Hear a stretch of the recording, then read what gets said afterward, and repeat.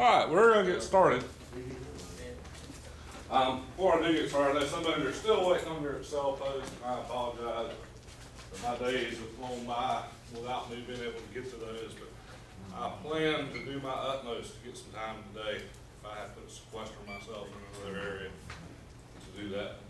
Hang on. So we're going to talk about metric notation, and really to understand metric notation, we've got to understand powers of 10, the math operations that go with it, and we're going to talk again about those prefixes that you've already been kind of exposed to.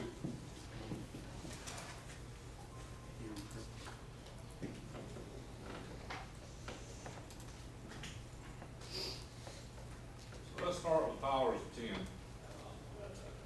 You know, when you start working with huge numbers, it's good to be able to have a way to reference those numbers without having to, you know, it's just like when we were calling out all those ones and zeros yesterday. It's pretty easy to make a mistake in binary when you're writing those things out, just as y'all saw me do several times, even with large numbers in the decimal system. You know, especially if you're dealing with things like national debt numbers, you know, those are some big numbers, and you know, it's hard to fathom a tree in a sense, but metric notation and scientific notation can help us do that, and it helps lower our possibilities of making mistakes. So we're going to talk about three things. We're going to talk about a base number, a coefficient, and an exponent. And you don't necessarily need to remember those terms, but they all apply, at least as far as what we're about to get into with notation. So coefficient, base number, and exponent. We're going to see each of those. All right. So we have an example. 5 times 10 to the third is equal to 5,000. And if you take a look, our coefficient is 5. And it's going to step us through each one. And I'll go back and forth. Base number is 10, and the exponent is the third power. So in this example, 5 is our coefficient, 10 is our base number, and our exponent is 3, or third power as we call it. And that's a perfect example of kilo, because we're used, you know, if you say, how much that cost you? Well, we say 5K, and K means 10 to the third. We're going to learn those terminologies either in this lesson or a future lesson. So we're already used to dealing with some of this metric notation in a sense. We just may not translate automatically in our head that K is 10 to the third or 10 to the third is equal to 5,000 when we talk about 5K. We know that automatically because we're used to dealing with it. So once again, 5 is our coefficient. 10 is our base number, 3 is our exponent. And again, we usually reference that as 10 to the third power. You could say 10 cubed, but we don't normally say that when we express it this way, especially because we're going to get the 10 to the 6, 10 to the 9, and so forth and so on. So get used to saying 10 to the third power, 10 to the 6, 10 to the 9, and we're going to find another way that we can express that value in a different way. So, when we look at that number, that base number with a coefficient, it's just representing the amount of times 10 is multiplied by itself. So 10 to the second is literally 10 times 10. 10 to the third is quite literally 10 times 10 times 10. So anytime you see 10 to a particular power, it just means we're taking 10, and that's the number of times we multiply 10 times itself.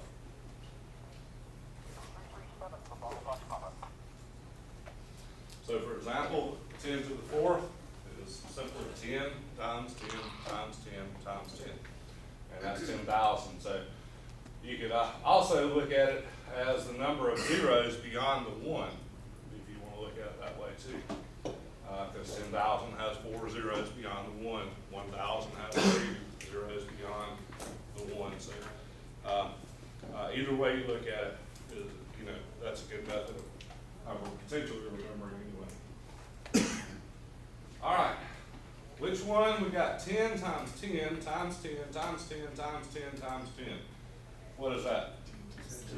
That's 10 to the 6. We literally for 1 million have to multiply 10 times itself 6 times. All right? But here's this gargantuan number, and I'm not even sure if y'all do know that one. This is 1,000, million, billion, trillion, and whatever that is. Yep. Maybe zillion, I don't remember. But rather than having to write that large number, which just in and of itself is cumbersome, we can say 5 times 10 to the 12th, which literally means 5 times 10 times 10 times 10, all the way out to times 12 times. But much easier to express this number as that right there than having to write all those zeros. Well, we can do the same thing by expressing it as a negative coefficient. This means we take the number 3 and we divide it by 10 times. 3 divided by 10, divided by 10, divided by 10, divided by 10, divided by 10, divided by 10, until we hit whatever number it is. And we would move that decimal place accordingly. So it would start out as 3, then it would be 0.3, then it would be 0.03, 0.003, so forth and so on, until you wind up with this number that's on the left-hand side. But either way, when you look at both of those, exponents may at first confuse us, but we can see at least how it condenses the number down into something a little more tangible for us to write down on a piece of paper. And I couldn't imagine, we had the commas that separate the 5, whatever that is up there, but I couldn't imagine trying to be precise, especially with 0.0000, trying to get those down to the exact value without hiccuping and losing a decimal, or losing a 0 here and there. So, we're going to convert the number of 50,000 to powers of 10, and we're going to see how we do it. Now, when we see 10 to the 0 power, that literally means times what? 1. So any number to the 0 power means you multiply that number by itself. So if it's 5 times 10 to the 0, it's 5. If it's 8 times 10 to the 0, it's 8. If it's 145,000 times 10 to the 0, it's 145,000. So 10 to the 0 power literally means times 1. And when you think about it, 10 to the second is 100. 10 to the first is 10. 10 to the 0 is 1. Well, 10 to the negative 1 is 0.1. 10 to the negative 2 would be 0.01. So it really kind of falls. We see that decimal moving as we're going up and down the power scale or coefficient scale. So, again, we say 10 to the 0 power equals 1, therefore 50,000 times 10 to the 0 is the same as 50,000 times 10 times 1, I should say. So what happens is, and remember we talked about this in another form, if the number gets smaller, the exponent has to grow larger. If the number gets larger, the exponent has to go smaller.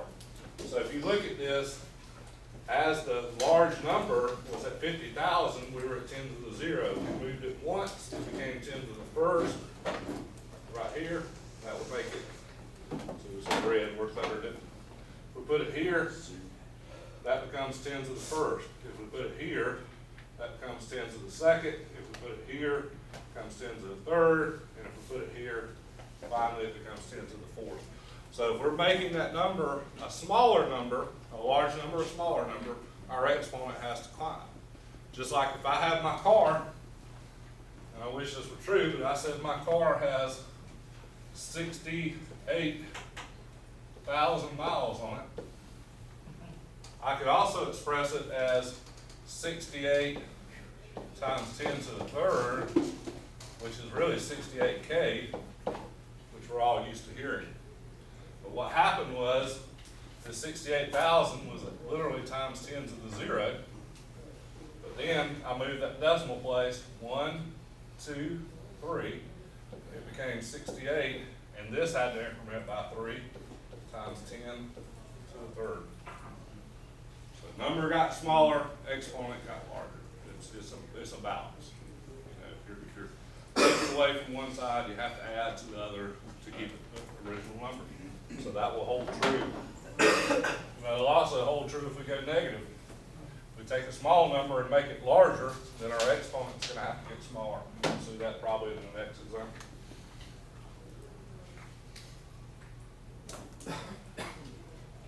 So again, we can express that as 5.000 times 10 to the fourth, or just simply change it down to 5 times 10 to the fourth, because all those zeros mean absolutely nothing at that point to us, other than just placeholders.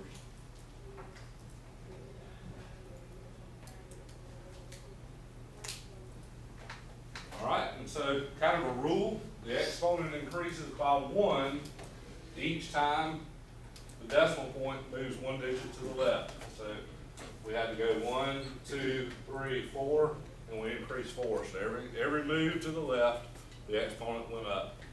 Every move to the right, the exponent would go down. So the inverse is also true of that law. All right, the number 770,000 converted to the powers of 10 would be what? 10 to the 5th. So let's work that out. We've got 770,000 decimal places here, correct? And we see all our answers are in 7.7, so we know we're going to have to move. So one of the key, another test taking tip is look at your answers and see what it's looking for. So we know we got to move a set amount to get to that 7.7. So this becomes 10 to the first, 10 to the second, 10 to the third, 10 to the fourth, and 10 to the fifth. So it took 5 moves to the left to get 770,000 down to 7.7. So therefore, 7.7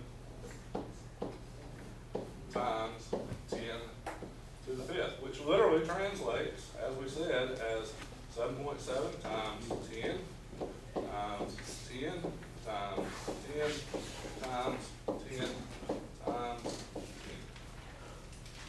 Exactly the same thing. So that's what we're talking about when we talk about exponents in relation to the powers of 10.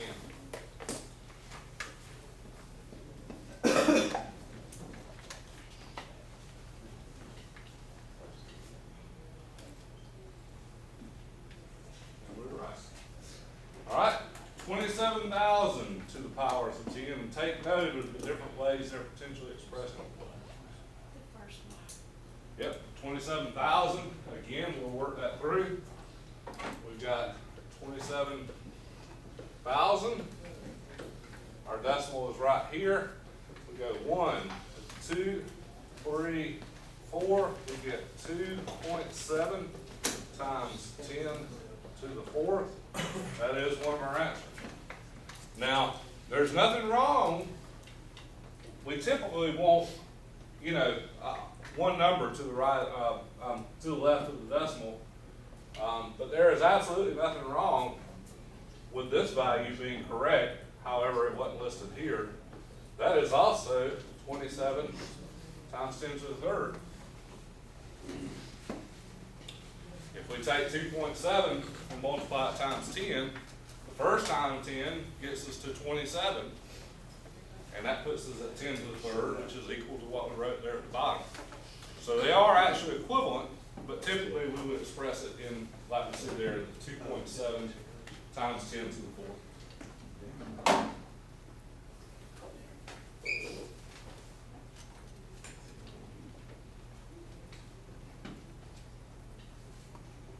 Maybe yellow for the whiteboard.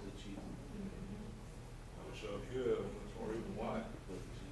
All right, so far our examples have been larger than 1.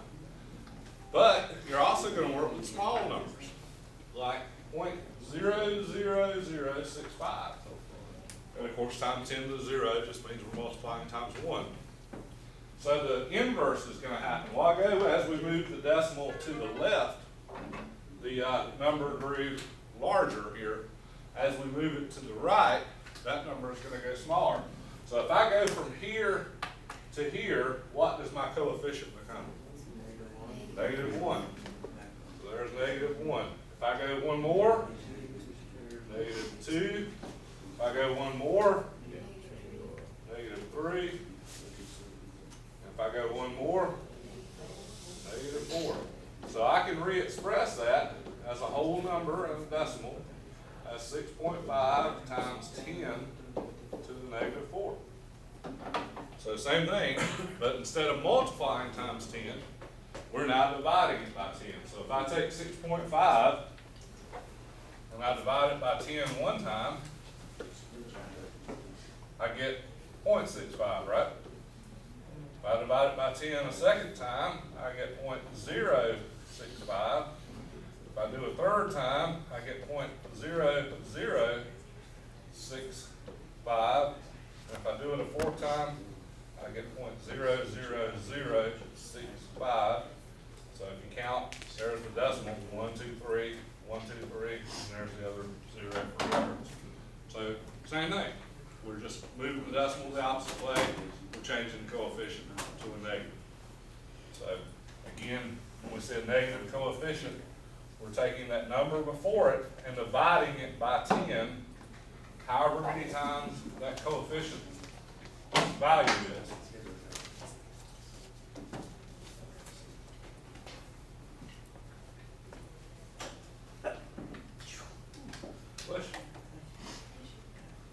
So again, it kind of goes through those same steps. We've got 0.00065 times 10 to the 0, which means times 1. The exponent decreases each time we move it to the right. So we go from 0 to negative 1, negative 2, negative 3, negative 4, and that's where we stop, because we've got a whole number before the decimal, and then we lose the decimal value there, and that gives us 6.5 times 10 to the negative 4. And there it is. A lot prettier, a lot easier to, at least off the cuff, express. You know, if I say, hey, we summed all that up and I got 0.00000018, or I say I got 18 to the, or 1.8 times 10 to the negative 5th, or 6th, or whatever I just said, then it's a lot easier to at least understand that in a sense than it is all those zeros. All right, so we've got 0, I'll write it up here, I know it's a little hard to see, we got 0.1234 3. How do we re-express that? Which one's correct? B. B. Let's see if you're right. So again, we said if we go to the right, our exponent has to go more negative, correct? So we'll move it once. So that's times 10 to the negative 1. Move it again, that's 10 to the negative 2. Move it again, 10 to the negative 3. Move it again, 10 to the negative 4. Move it again, 10 to the negative 5. I don't know why I rewrote 10. So again, 3 times 10 to the negative 5th. We moved it 5 decimal places to get it on the other side of the 3. So our coefficient becomes a negative 5 at that point. So B is the correct answer. And we're going to find out when we start doing some math how valuable those were. And I was trying to show that when we were doing Ohm's Law that day, and my mind was just too out there to express it. You'll see. Too late in the day. All right. I'm going to count those zeros. Maybe with eagle eyes. 1, 2, 3, 4, 5, 6, 7. I'm going to make sure 1, 2, 3, 4, 5, 6, 7. Yep, 7 zeros. So we literally have 0. Why? Green. We have 0.1, 2, 3, 4, 5, 6, 7, 5, 3. Somebody tell me the answer, not the letter after, tell me the value. 5.3 times 10 to the negative 8. All right, let's see if that's right. Well, I won't worry about writing the coefficient. We'll just count it as we move it. How about that? Okay. We're at 0, negative 1, negative 2, -3, -4, -5, -6, -7, -8, 5.3 times 10 to the -8 is correct. Sounds like y'all are getting the hang of it.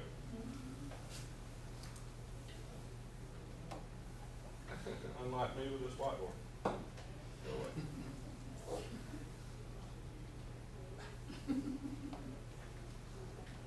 Seems so simple. So 5.3 times 10 to the -8. All right. So we're finished, but we're not finished yet. We're gonna do some practice. And what I'm gonna ask you to do is, I guess we'll work it together. I forget y'all all don't have a computer. All right, what are we there? 27,000. What can we convert that to? 2.7 times 10 to the 4th. Again, that 27,000 shrunk number-wise, which means that exponent has to grow to a positive value. So 27,000, the decimal point is at the end. We have to move it 1, 2, 3, 4 times to get it to the 2.7 state. So therefore, 2.7 times 10 to the 4th. Or is it 27 times 10 to the third, right? 27 times 10 to the third is an equivalent value. But again, typically we like to see if we can, but we're going to find out when we get exactly where you're at is very important. This is scientific notation, and we're going to get into engineering notation. Engineering notation wants everything in the power of 3. Scientific says they want one whole number typically before the decimal. Engineering says I want powers in 3, which means that number can be anywhere from 1 to 999 to keep you in that power of 3, but you'll get there. But yes, to answer that question in the short form, yes, that's exactly the equivalent. All right, 490,000 to a power of 10. Right. Now, when we talk about a decimal, and I see where I kind of did you a disservice a while ago by saying the number of zeros, because the 9 takes up the 0 spot in this case. So what I told you works for a single number doesn't work too well for numbers that have decimals in them. So let me re-explain. We've got 490,000.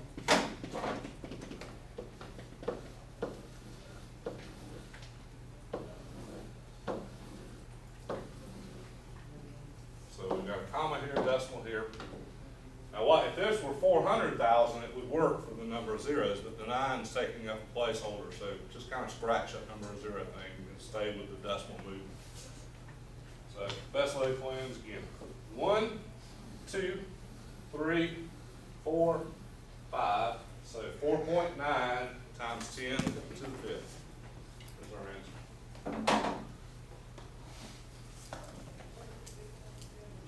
Okay, first time. I know I can touch here, but if I can get my arrow over here to work. Work.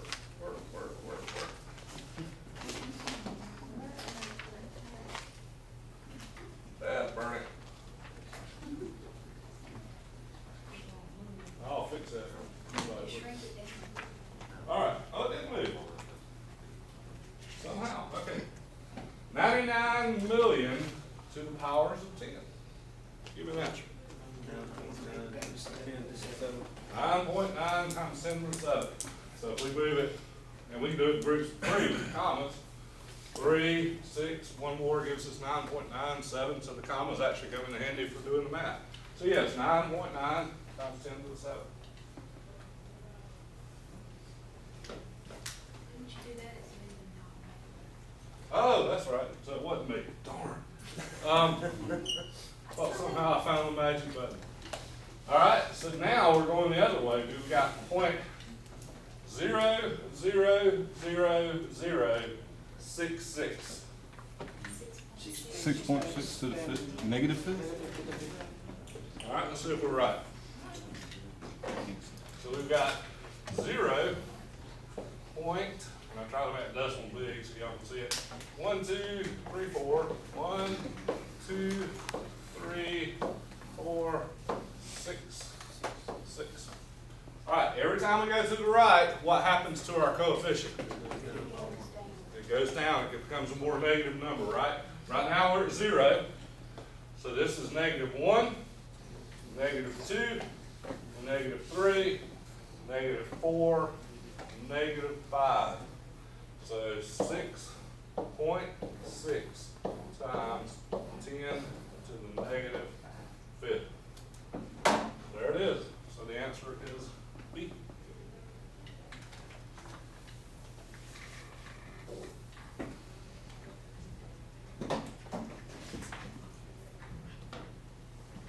All right.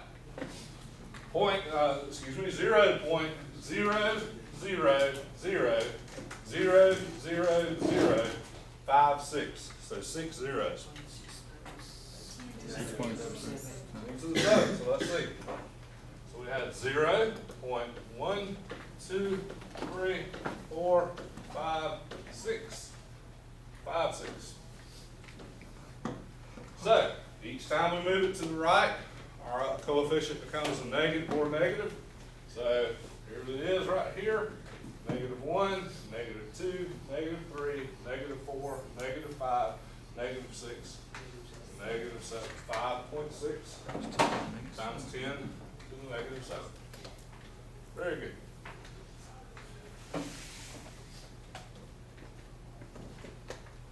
All right. Now we're going to go the other way. 5 times 10 to the 4th. 50,000. Somebody popped it off real quick. And again, that's because it's 5.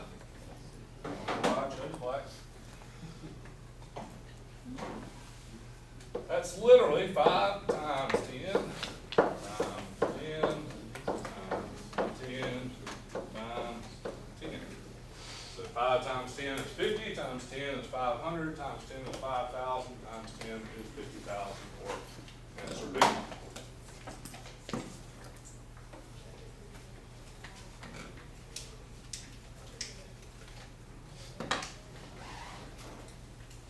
Oh, I got this right. Okay. 6.7 times 10 to the third to its decimal equivalent. Which one? 6,700, right? 6.7 times 10 is times 10. 6.7 times 10 is 67, times 10 is 670, times 10 is 6,700. Yes. 5.9 times 10 to the 6th to its equivalent decimal number. 5,900,000. So again, we multiply it times 10 6 times. That gives us 5,900,000. 3 times 10 to the negative third. All right. 3 million. So we got 3 right here. The decimal's here. If we move it once, that's -1. If we move it again, we've got to put a 0. That's -2. And if we move it again, we've got to put another 0, and that's -3. So it's 0.003. First. Okay. All right, 4.8 times 10 to the -5th. 0.004. All right. So here we have again 4.8. I'm going to go ahead and write a bunch of zeros because we know we're going to be moving the decimal. All right, we're going to move it 5 times.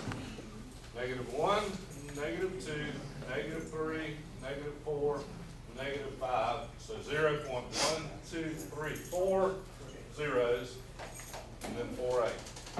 That's a lot. Okay. And we all might 100. Just don't count. Right. This is a little more fun. All right, so just to kind of summarize, each time we move it to the left, then our exponent increases. Each time we move to the right, our exponent decreases. That's pretty much it. Remember those two rules? Got it down pat. All right, let's talk prefixes. We use metric prefixes, whereas the rest of the world might say arrogant Americans, and we haven't fully moved over to the metric system. But we use them already. We've already got accustomed to some of the terminology. Any of you ever? I've walked some 5K races. I've never ran any 5K races. And I'll tell y'all what I tell the rest of the group. If you ever see me running, call 911. Something's wrong somewhere. But yeah, we've come acquainted with, 5K is about 3 miles. So we've come acquainted with that terminology. We've also come to terms with it as far as kilowatt hours. That's how Georgia Power and all the EMCs charge us, is the amount of kilowatt hours we use and power. And weapons, unfortunately, talk about megaton bombs. How much devastation, and mega meaning a million, kilo meaning 1,000. So we've come to pick up some of these terms in our everyday use, and we kind of understand what they mean, even if we don't understand the specifics of how they relate to what we're about to talk about. Metric prefixes are usually in place in powers of 10. So when we've got 1 million, we can say 1 million equals 10 to the 6th. And basically what we're saying is that's 1 times 10 to the 6th. But we can shorten 1 times 10 to the 6th and just say 10 to the 6th, right? Because if we see 10 to the 6th, it literally translates 10 times 10 times 10 times 10 times 10 times 10. So 10 times 10 times 10 times 10, 6 times gives us a million, which is really the same as saying 1 times 10 to the 6th, or re-expressed 1 times 10 to the 6th. But we just kind of shortened it down. Oops, I'm turning on the keyboard. We shortened it down just by saying 10 to the 6th, and the 1 time is implied unless we put something else there. Eraser.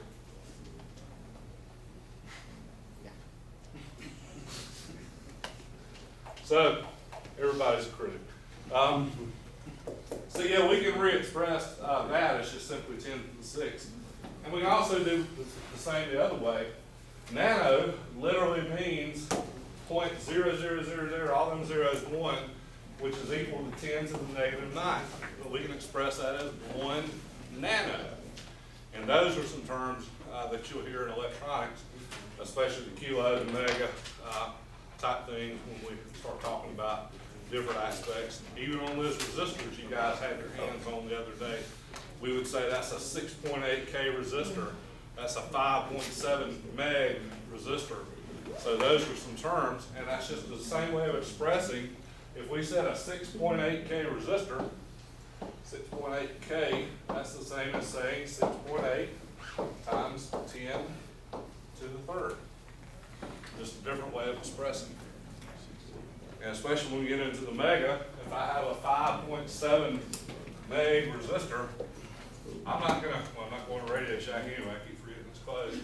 But I'm not going to go to Radio Shack and ask for a 5,700,000 ohm resistor. I'm going to ask for a 5.7 meg being 5.7 times 10 to the 6th resistor. So we're already kind of using the shortcuts even in some of the terminology I've thrown to you already. So again, if we see just 10 to the 6th or just 10 to the negative 9th, there's an implied 1 times 10 to the 6th, 1 times 10 to the negative 9th, which is really the same as saying 10 to the 6th or 10 to the negative 9th, because if we put the 1 there, it's just going to be whatever those 10s add up to when we do the division or multiplication.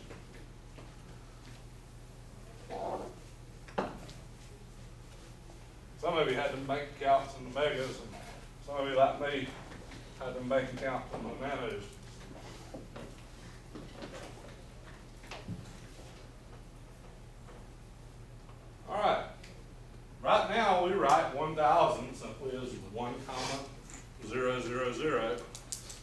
day-to-day lives.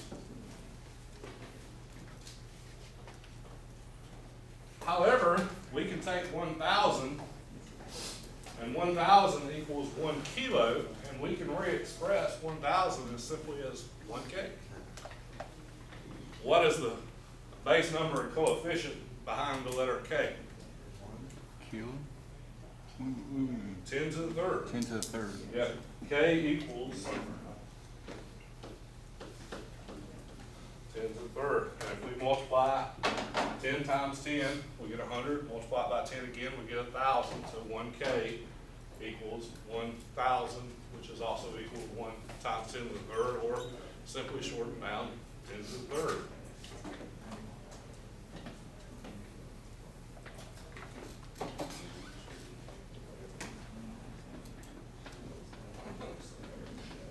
I'm gonna keep that thing while y'all ain't looking and make it line up. If you take it and move this over just a little bit. Yeah, I've tried.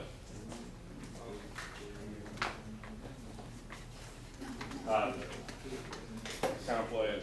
All right, but writing 1K is a lot easier than having to write 1,000 or even write 1 times 10 to the third. So the prefix saves us a lot of writing. So given a choice, which would we rather write repetitively?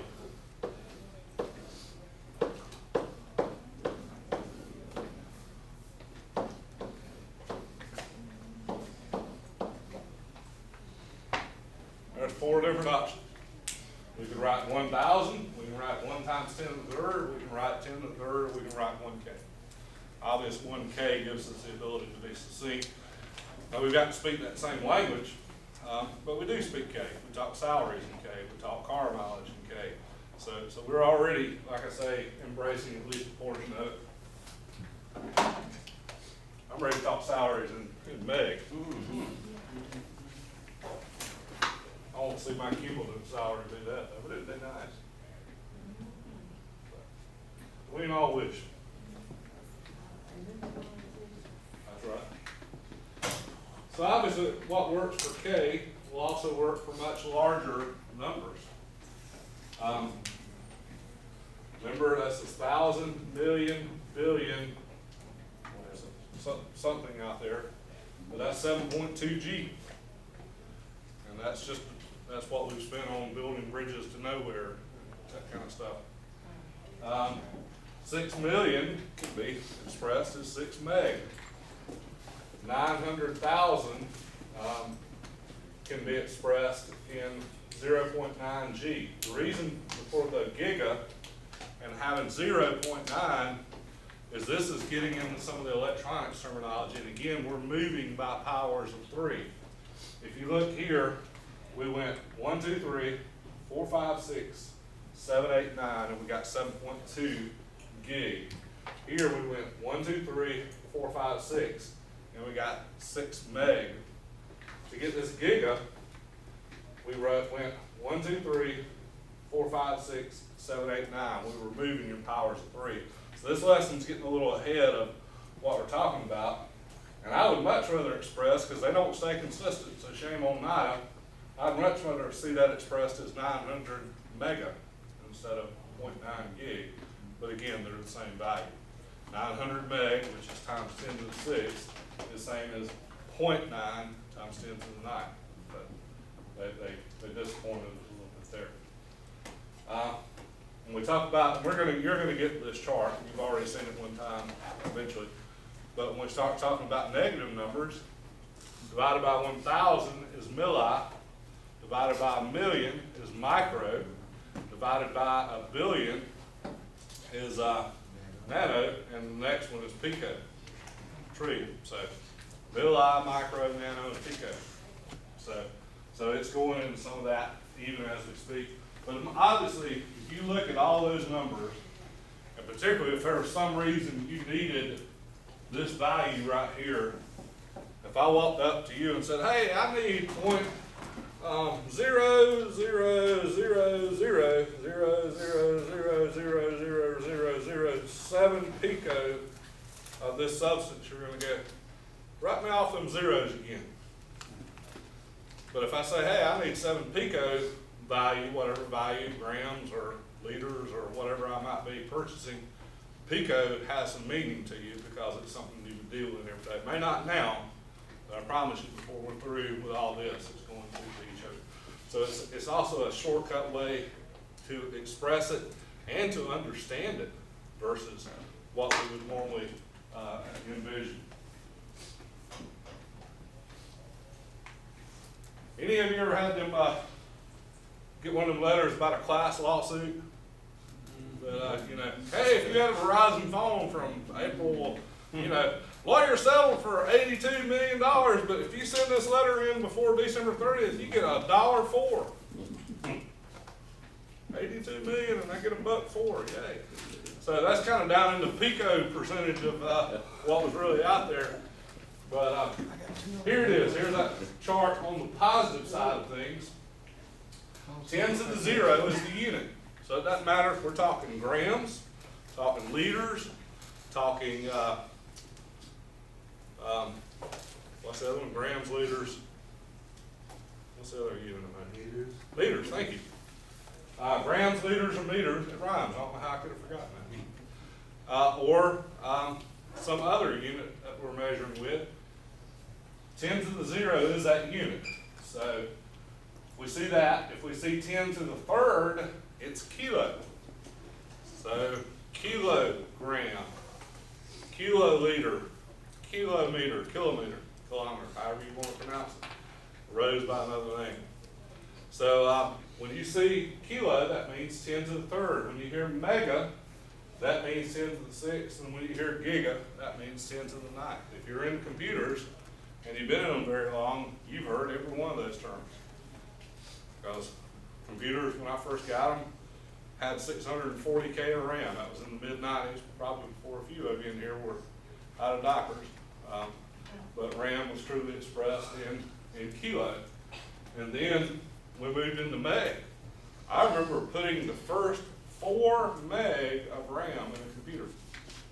And now 4 gig is probably about the least acceptable amount of RAM that you want to have in a PC. So, and those terms are exponential. 10 to the third, 10 to the sixth, 10 to the ninth. So get used to that terminology, and it means the same thing. Again, if we write, for instance, 68 times 10 to the sixth, that's the same as saying 68 meg. So again, a shortcut of way of saying 68 times 10 to the sixth.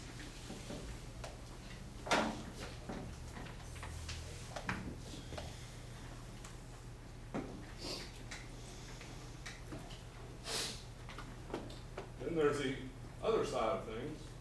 We'll finish this up. So we're going to see this in measure, and again, in computers, that's bytes. Literal, the base unit would be bytes. And if we're measuring the width of the state, the width of the country, the distance around the globe, we're going to get into the kilometers, maybe even the megameters before it's all said and done. If we circle the globe, we can express it better in mega instead of kilo. So, just depends. All right, let's look at the negative side of things. Again, we have our base unit, which is 10 to the 0, and I didn't express that. But if we go 10 to the negative third, 10 to the negative sixth, 10 to the negative ninth, 10 to the negative 12th, that's milli, micro, nano, and pico. So I could literally express something like 32 pico, which is the same as saying 32 times 10 to the negative 9th. Or I could actually write 32 up here.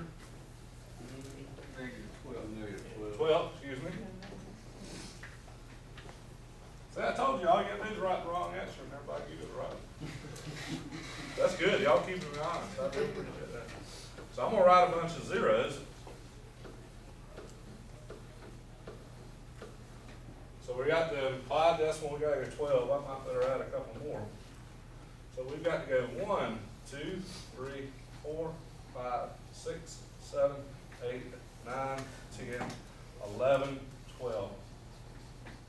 We would literally could express that number as 0.000000000032.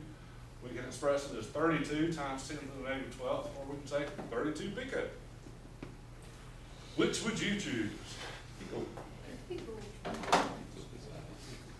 So it's becoming a little more obvious why these prefixes can help us, especially when we start dealing with larger and smaller numbers, and understanding and being able to express those values in terms that we can relate to without all these zeros either on the front end or the back end of things.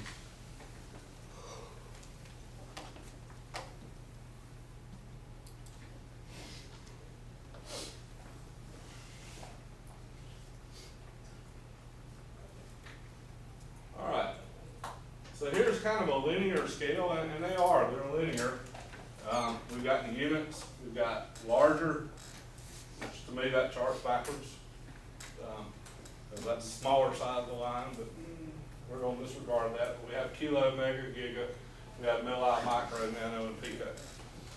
So they are on a linear scale, it's just this one's backwards, flip it over in your head, unless you can deal with it.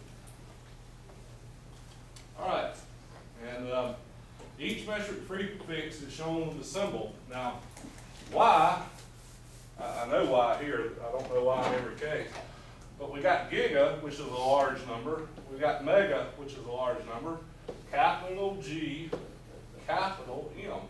But kilo is also a large number, it's a lowercase k. Anybody know why? That's some of the uppercase K was already taken up or something. It's Kelvin, Kelvin? which is a temperature measurement. Temperature. So the scientific world had already used a capital K, so they used a lowercase k. And it would be a lot easier if everything that was large was an uppercase letter and everything that was small was a lowercase, but K is the exception, at least in the units we deal with. So when you see a lowercase k, don't let that confuse you. It's still times 1,000. Unfortunately, that's probably the one we're most used to using. Milli is divided by 1,000. Micros divided by million, billion, trillion, on down to nano and pico. Now, a lot of people, if they're expressing 68 micro, I've seen it written like micrograms, just a U. Because I don't know how many of you have a keyboard that has a mu on it. I don't, that's the Greek letter mu, just has a little tail on this side. So that letter can be used as a G, a U in front of like a gram or a liter or whatever, if you're typing it on a keyboard. However, there are some extended ASCII characters on the keyboard that you can hold down Alt and type in some numbers, and it'll give you all these plenty of little symbols, like the ohm symbol for one of them, which, thank the good Lord, happens to be Alt 234. So I can remember ohms, which is the one I have to put in the test fairly often. But anyway, giga, mega, and kilo are all positive coefficients. Milli, micro, nano, and pico are all negative coefficients. And there's your equivalent powers of 10 if you haven't already written them. And even after giga, if you want to know, is tera, T-E-R-A. And that obviously is 10 to the 12th. And if you're into computers, you're seeing tera already. Just around the corner, if not already in your backyard, because most computers nowadays are coming with 1 terabyte hard drives, which is twice what a 500 gig is. So You can get a 3 terabyte external for like $100. yeah, I actually bought 4 not long ago for $79.99 on sale. So I snatched that up. So yeah, if you bring this on out, it's tera, and that is a capital T, so at least it holds through to the nomenclature of uppercase letters. But tera is to the 12th power. There's got to be a special break if they ain't already passed it. Man, I have an internal break. All right, see you about a minute or two after 9.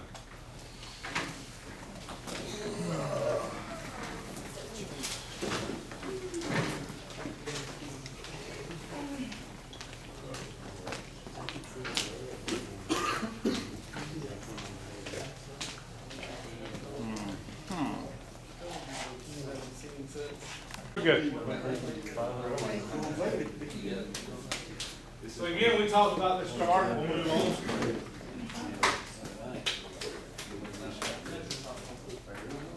Alright, so we're gonna take the scale and we're gonna convert a decimal number to a prefix value. So we can actually use this little ruler, this little scale to do that. If we've got 5,000, and what we've got is basically the decimal here under the units, and we need to convert it, we can do it this way. We're going to move it 1, 2, 3, and notice the decimal is falling up under the scale. The decimal is here, we went 1, we went 2, we went 3, and it fell up under. So don't look at where the numbers are, but rather look at where the decimal place is. And you'll see if you kind of align it along that scale and you use that sliding scale either positively or negatively, you'll see the decimal point move accordingly. So 5,000 units equals 5 kilos, which equals 5K. So something we've already talked about. The scale just allows us to do it in a concise fashion. So the same thing here. We've got units. And remember, we're wanting to get to one of these prefixes, so we're going to have to stop at the most logical prefix point. So if we go 1, that's not it, because we're not at a prefix. If we go 2, that's not it. But if we go 3, we're stopping at a logical prefix point. So that puts us at what? 60K, correct. All right, let's see. All right, here's another. We've got 5 million. We can move that decimal point. Here, 2, 3. We could say 5,000K, but that's still a little weighty. We go 1, 2, 3 more, or times 10 to the 6, and we arrive at mega. So 5 mega. And again, that could be 5 megabits. That could be 5 megameters, 5 megaliters. Just depends. So now we're going to go negative. And this is why I said those scales were backwards a while ago, but this makes more sense to my mind. We've got small units this way and base units here. So we've got 0.002. And again, we're wanting to arrive at a prefix, not one of the slashes. So if we go 1, 2, 3, we hit a prefix. So that becomes what? 2 milli. Yep. 2 milli. Whoops. I didn't let the animation load. My bad. Here we go. So we see that doing the same thing. It began at the 2, or the 0.002, moved 1, 2, 3 until it got to the prefix. 0.002 became 2 milli units.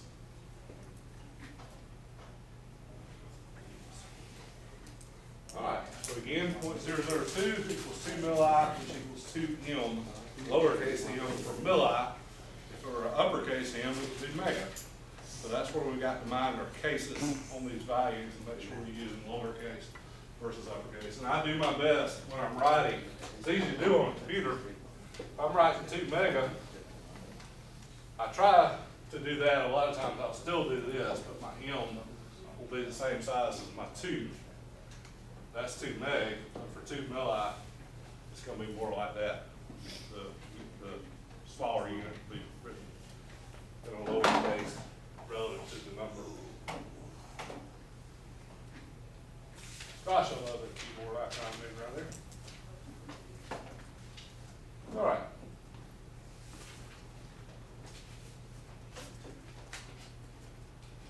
So, we're given 0.1, 2, 3, 4, 5 zeros, and then a 7. How much? 7 micros. So again, if we move this decimal place to this first slash, that's not a prefix, second slash, we still would express it as 0.007 milli, even though it would be mathematically correct. We would move 3 more, 1, 2, 3, put the decimal place here, and express it as 7 micro. All right, we've got 8,000. but we want to swap prefixes. And there is a reason sometimes, and we'll see that as we get into some of the math operations. We would want to take a kilo and express it as a meg. So we're given 8,000, which is 8K. How can we express that in mega? 0.00. Yep. 8. So let's watch the animation. So we move it 1, 2, 3 for kilo. You get 8 kilo. Maybe I said that wrong. What did I say that? No, we are. Okay, so we're getting the first step. So the first step is taking 8,000 and converting it to 8 kilo. And now the second step is to take it to 8 mega. So that becomes 0.008 meg. Now that's not normal convention when we're writing, but we're going to find out when we do some math here a little bit, potentially with these. There may be times we want to express a value with another prefix when we're doing some multiplication particularly, and it'll help us do some canceling out and make things work a little better. But mathematically, 8,000 is 8 kilo. It's also 0.008 meg. Mathematically, they're the same. Now, typically, we're going to express that as 8 kilo. It's not incorrect if we put 0.008 meg. It just sounds a little bulky compared to 8 kilo. Same road. So 0.008 meg equals 8K, which equals 8,000. So they're all the same value. We're just expressing it the same, different manners. But 8K is what we would typically use. And again, we'll see the reason for wanting to understand how we can re-express these things. All right, so now we're going to change 8,000 micro to milli and then the units. So we're going to take step by step. So we're starting with 8,000 micro units. And if you notice, the decimal is at the micro. So we're literally talking about 8,000 micro units here. And we're going to convert it. And we're going to move it 3. So what happens is our number becomes smaller, so our unit has to grow larger. Now we're talking about negatives, so going from a -6 to a -3 is going larger because we are less negative than we were before, therefore we are larger. If you had minus $100 in your bank account and you get that to -50, you're still negative, but you have increased your value at least. You're no longer worth negative $100, you're worth negative $50. That's still a whole lot better than being worth negative $100, right? You're heading in the right direction, at least on the bank account. So same thing happens here. And this is where it gets a little confusing, but I always revert back to money because I can understand that. And I've in my earlier years been on both sides of that bank account. I was married to someone who thought as long as there was checks, there was money.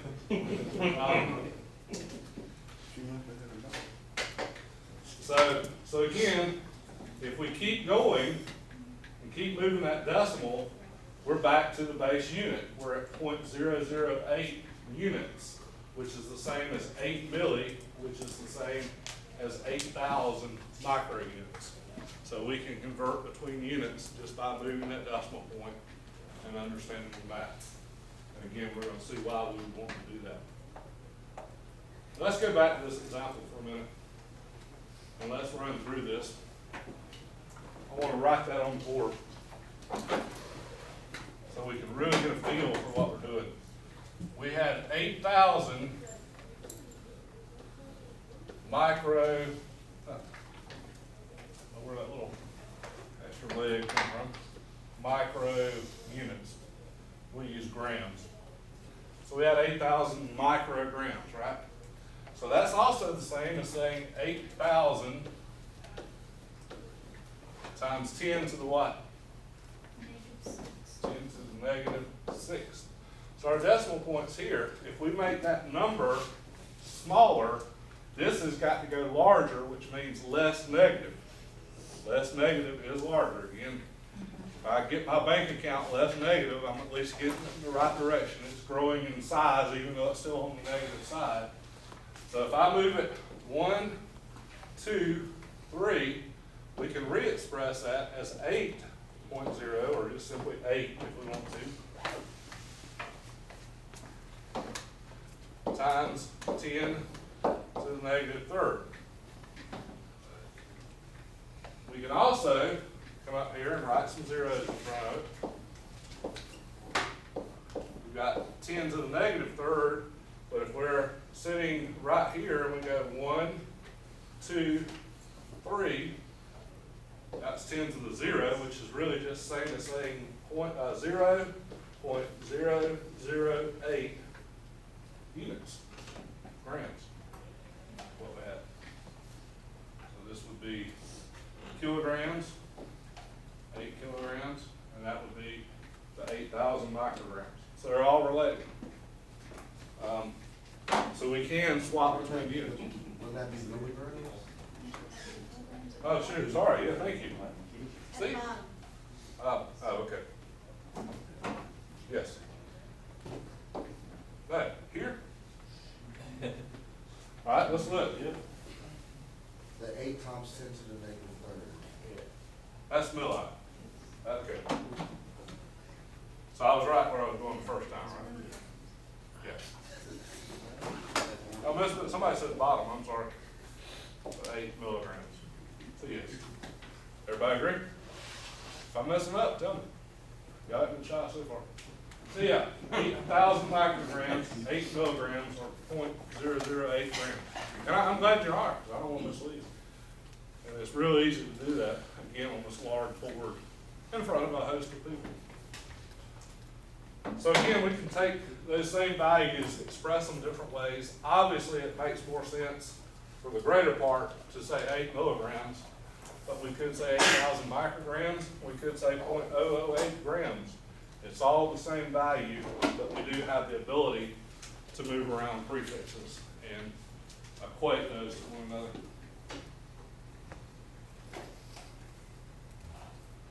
All right, so again, exactly what we just covered.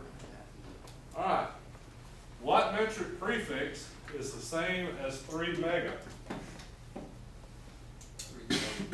3,000 K. Remember, 8 mega, we go back, is 3 mega. Back on the other one.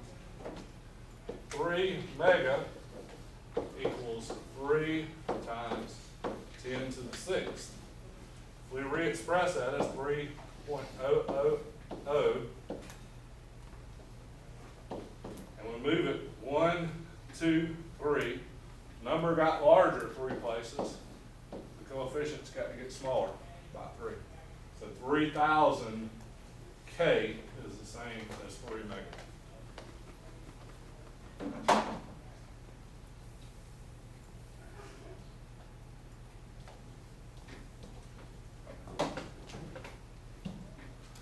All right, how about that one? We've got 0.0009 units. And if we follow along that chart and we're trying to re-express it, we would get what? 0.9 meters. Again, we can follow this chart. We move it 1, 2, 3. The prefix is M, so 0.9 meters. Practice time. All right. Convert 10,000 to a metric prefix. 10 kilo, or 10K. what's another way to say it? 10K. It's okay to say 10 kilo, but I just want to make sure we're embracing 10K. All right. How about 16 million? 15 Yep. 16 mega. All right. 32,000. 32 kilo or 32K. Oh, how about point 1, 2, 3, 4, 5, and then the number 6. 6 micro. So again, we have to go 1, 2, 3, that makes it milli. 1, 2, 3, that makes it micro.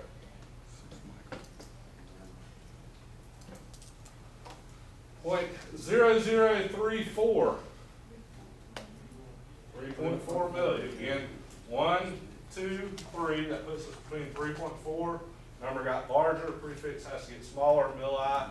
Milli is 10 to the negative third.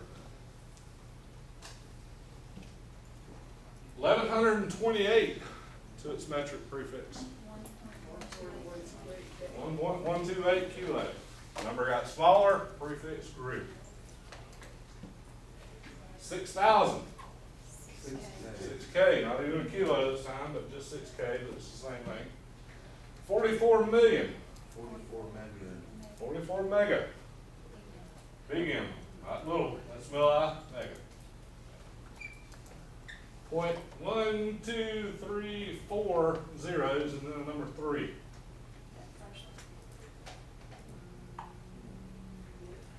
I'd say 30 milli. Let's I say think milli. micro. Let's see.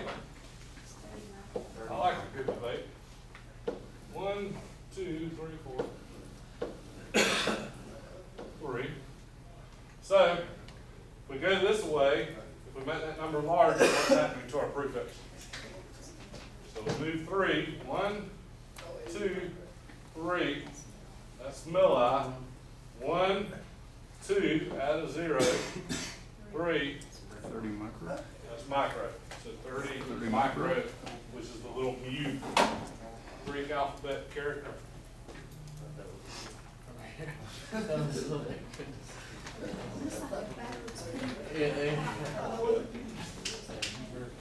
All right, convert 2.88K to a decimal number. Yep, multiply it times 10 times 10 times 10, which is K, or 10 to the third. 2,880. Hooray! We have practice. I don't know what it is. Maybe I'm having just one of those moments. It keeps spelling nested quick in here for some reason. That's not a sign of some, you know. Yahoo! Sorry, strange how you pick up on spells. I'm going, I smell nested quick. All right, so yeah, we've got some prefixes. Y'all can tell I can key on the food now. So anyway, we got powers of 10 in the positive direction. The base unit, kilo meaning 10 to the third, mega meaning 10 to the sixth, and giga meaning 10 to the ninth. So that's in the positive direction. So the number would get, if we're using those prefixes, what's going to happen to our number? It's going to get smaller. If we're taking a number using one of those prefixes, our number is going to get smaller, but our prefix value is going to get larger. All right, in the inverse direction, 10 to the third is milli, 10 to the sixth, negative 6, 10 to the negative third is milli, 10 to the negative 6 is micro, 10 to the negative ninth is nano, and 10 to the negative 12th is pico. So if we're using those prefixes, what's going to happen to our base, our original number?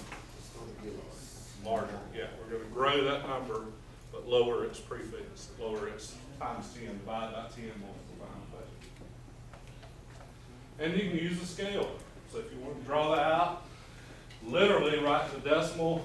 You know, again, if we're talking about 5,000, we would put the decimal here, and we would write 5, 0, 0, 0. So we'd have to move it 1, 2, 3, get the decimal there, and then we'd have 5K. So you literally can use that scale to place those decimals, not the number itself, but the decimal point place. So you'd write the numbers in between the little grid marks, hash marks there. And you can go both directions with that little scale. Does that scale have a technical name? I mean, it's really keyed off the number line. I'm sure there's somewhere out there, but I've never heard it called by that particular name. If nobody's named it, we could call it the Tanner scale. Do I get $1 million? There you go. All right. Now, let the fun begin. So we're going to gonna take these powers of tens that we've got totally wrapped up in and understand completely and wholeheartedly, and we're gonna begin to math with them. So at least it's not 8 o'clock, at least we call an hour and a half break. All right, so the basic rule of adding or subtracting is the same. The exponent values have to be the same.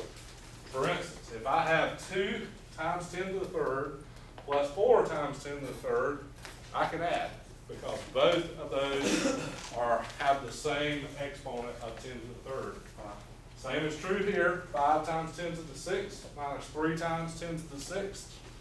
Again, because those exponents are the same value, I can perform basic math. Where it's going to get a little more interesting is when those exponents don't match. And that's when we have to convert one to a like exponent there.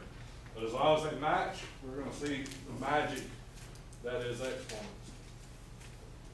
So, 2 times 10 to the third plus 4 times 10 to the third, 6 times 10 to the third. We add this number, the coefficient, but we don't do anything with the exponents. The exponents remain the same. Think about that for a moment. Let's wrap our head around it. My car has 10K miles, your car has 20K miles. What is the total of our mileage? 30K. So we just did that very same thing. I've got 10 times 10 to the third miles on mine. She's got 30 times 10 to the third on hers. We are 20, whatever I said. We add those two together and the 10 to the third remains and only the original values are added.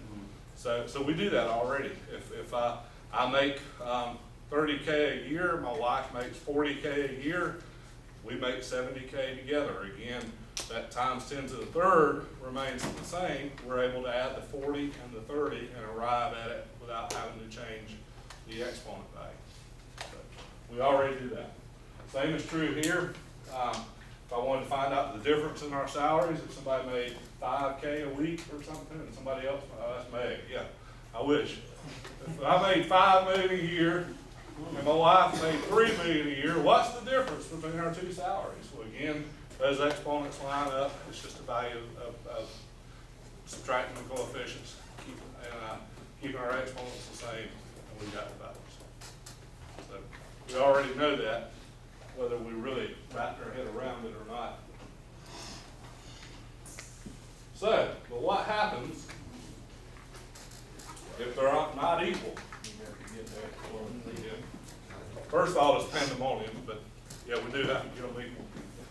So we've got one or two ways we can attack that. Which one could we change?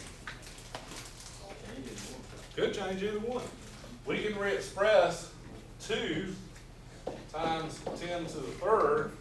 If we wanted it in 10 to the second form, what would that become? 1002. It would become 20 times 10 to the second. Exponent goes smaller, number goes larger, right? So now we can say 20 times 10 to the second plus 4 times 10 to the second equals 24 times 10 to the second. Now what if we did all that and then we look and our answers are in 10 to the third power? Yeah, we just convert what we got. If we have 24 times 10 to the second, to make this number smaller, what happens to our exponent? It's bigger. So that would be the same as saying 2.4 times 10 to the third. So again, we have a means to convert either way. Now, that's all good. That sounds real good, but does it work mathematically? What's 2 times 10 times 10 times 10? What is it? 2,000. What is 4 times 10 times 10? 400. What's 2,000 plus 400? 2,400. Now, if we express it in times 10 to the second, this exponent grew by 2. 1, 2. It would be the same as 24 times 10 to the second. If we moved it one more, it'll be 2.4 times 10 to the third. So it's a mathematical proof that we can do that. As long as our exponents align, we can add these numbers here, keep the same exponent, and we're done. And I can add 20 times 10 to the second plus 4 times 10 to the second about as quickly as I can add 2,000 and 4,000, and probably can't write it quite as fast, but I can do it in my head. And especially when we start getting into some other stuff in here, these will become invaluable.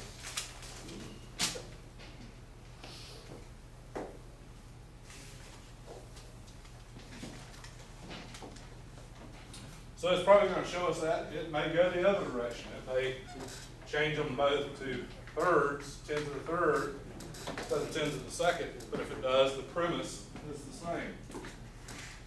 Let's see what they choose. All right, guys, so they did go our way. They changed it to 20 times 10 to the second plus 4 times 10 to the second, which equals 24 times 10 to the second.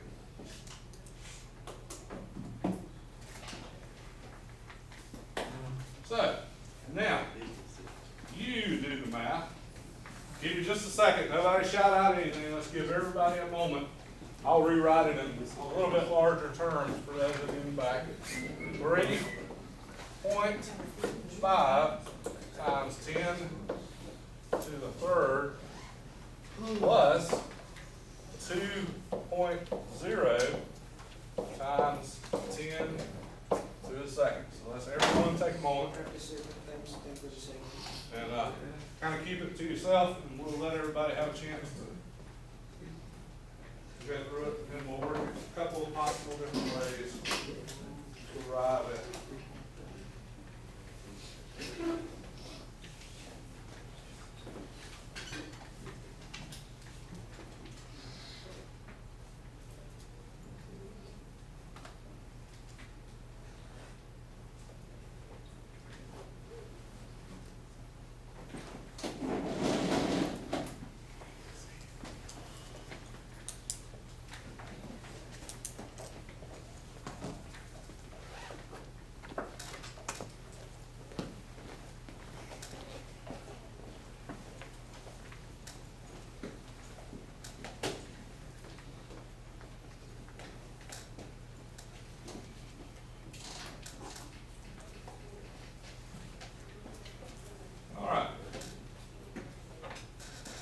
So we got to change one or the other. It really doesn't matter. I'm going to elect to change that 3.5 times 10 to the third to 35 times 10 to the second. And I'm going to add that to 2 times 10 to the second.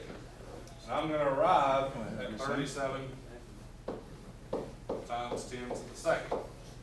And that is one of their answers. But let's say we put the other way. We'll put a cord on that thing. Too old to be doing that. Let's say I kept it 3.5 times 10 to the third, and I said plus 0.2 times 10 to the third. I would have arrived at 3.7 times 10 to the third. Only 3.7 up here is 10 to the second. That's a wrong answer, but there is a 37 times 10 to the second. So again, if I move that this way, one number goes larger, the exponent has to grow smaller. So I arrive at that one there. So either way we choose to go, as long as we stick, and if we find out that the answer doesn't contain the way we went, in this case it could have potentially went either way, we weren't sure, we can still convert. And we can use that same scale if we wanted to. The Tanner scale. I wonder if I'll remember that years from now. Hope not. Maybe that. You could get credited in this age of Wikipedia, it may already be on there. Alright, so now we've got a subtraction problem. 6 times 10 to the fourth. Again, I'll rewrite it, give everybody a moment to do it. minus 3 times 10 to the third. So give everyone just a moment to kind of breeze through that one. And let's see if we can figure it out.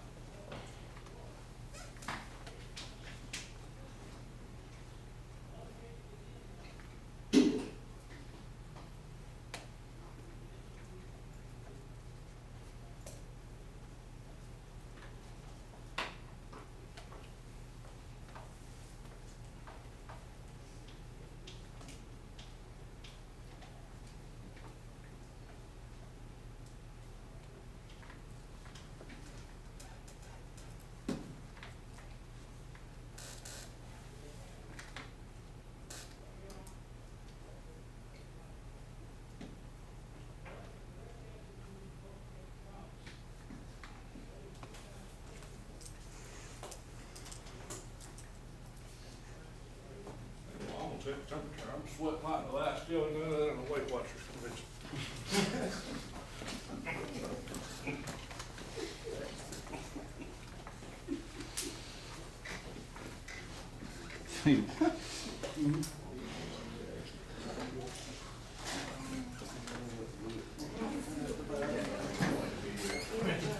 All right, so let's see what we came up with. I'm not even gonna look at the answers. I'm gonna choose a path and see which one I went down the right one.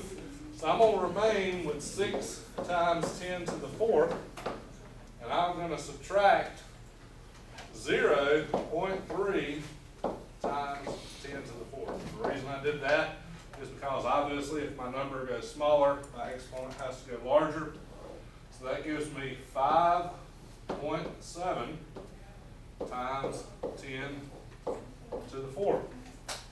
And that's not an answer, but I can convert. If I've got 5.7 times 10 to the 4th, if I make this number larger by moving it 1, it becomes 57, then this has to become smaller by a value of 10.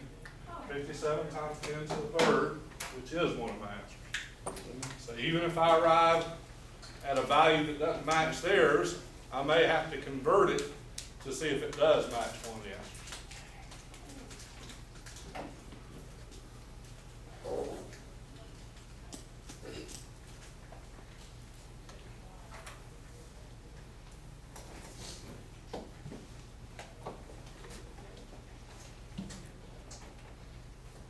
So now let's talk about multiplication. The rule for multiplication is add the exponent values and multiply the numerical coefficients. So if we didn't have this, we already know what 3 times 2 is, right? We can go ahead and write that. It's 6. We did the multiplication on those numerical coefficients. Now it says add the exponent. So what do you think that means as far as the times 10? Times 10 to the 7th. It would be times 10 to the 7th. We multiplied the coefficients and we added the exponents. So 10 to the 5th plus 10 to the 2nd equals 10 to the 7th. And we're going to actually work that out in real time. So somebody write those two numbers down. We'll go to the whiteboard. I know it washes out a little bit. Somebody write down that 3 times 10 to the 5th times 2 times 10 to the 2nd and let me know when you got it. So I'll know. Got it?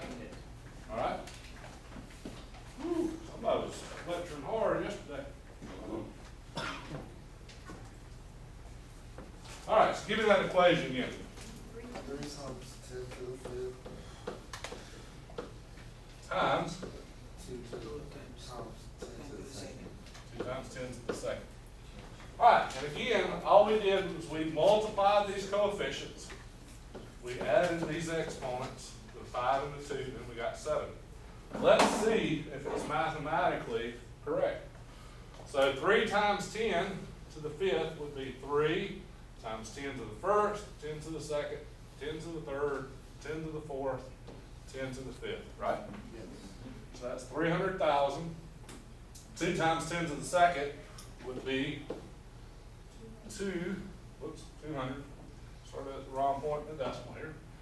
2 times 10 to the first, 10 to the second. Well, we get to do a mound of zeros. So we place our first 0 for coming here, our second 0 for coming here, and we're starting here, right? So 2 times 0, 0, so I got to do that for the rest of them. So that's 1, 2, 3, 4, 5. 1, 2, 3, 4, 5, and then 2 times 3, 6. So our decimal's here, right? 1, 2, 3, 4, 5, 6, 7. 6 times 10 to the 7. I can understand math if I see that math works, and that helps me see that math works. So basically, we multiply the two coefficients. We add the exponents, and Bob's your uncle. You got an answer. So just that simple. So we don't have to have like exponents to multiply. We do the add or subtract, but we don't to multiply, which makes this, in my mind, pretty genius. It makes it a whole lot simpler. So let's go back.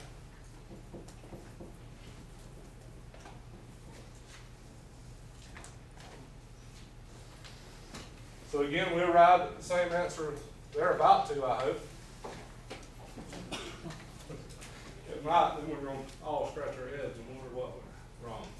So they added those exponents, they multiplied the coefficients, and they got the correct number. All right, again, do this one to yourself for just a moment.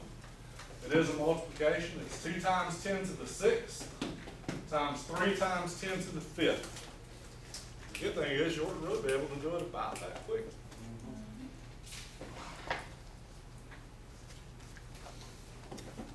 Our Brit friends would say easy peasy.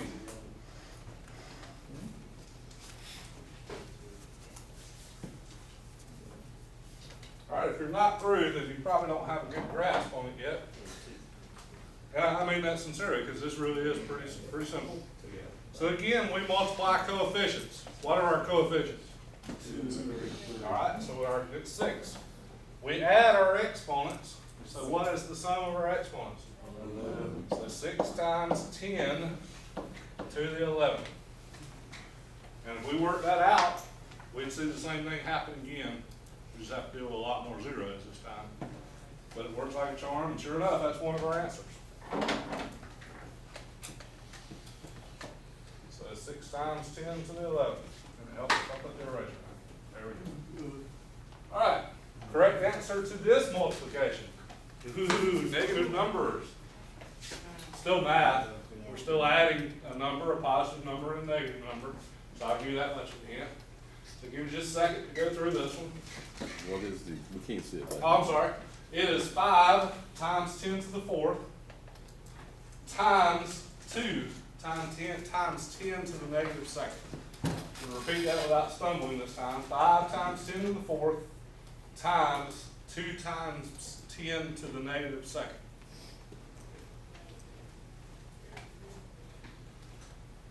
What's our coefficient result? 10. And what's our exponent result? 10 times 10 to the 2. Again, we multiplied our coefficients. 5 times 2 is 10.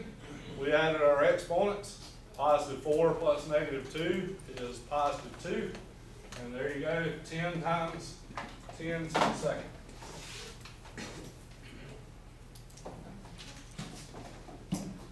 Okay, all right, division. Subtract the exponent values and divide the numerical coefficients. Kind of what you might think it would be, really, when you think about it. So, what do you think we would do with 6 and the 3? What would we do? Divide what into what? 3 to 6 by 3. We divide the 6 by 3, which is what? 2. And if we subtract the coefficients, 10 to the 3rd. We subtract 10 to the 2nd from 10 to the 5th, which gives us 10 to the 3rd. We're going to get to it, but what do you think would happen if that larger coefficient was on the bottom? It would be negative. Exactly right. It would flip the sign. The larger is on top, it'll be positive. If the smaller is on top, it's gonna be a negative. So we got a little ahead, but that's okay. So let's see if we're right. I'll leave my answer up there. So we divide, we divide the 6 by 3, we subtract 2 from the 5, and we arrive at 6 over 3 equals times 10 to the third.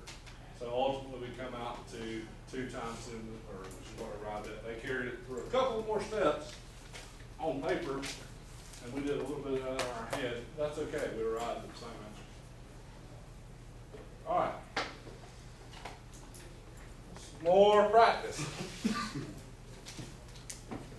It is 12 times 10 to the 4th over 2 times 10 to the 2nd. 12 times 10 to the 4th over 2 times 10 to the 2nd.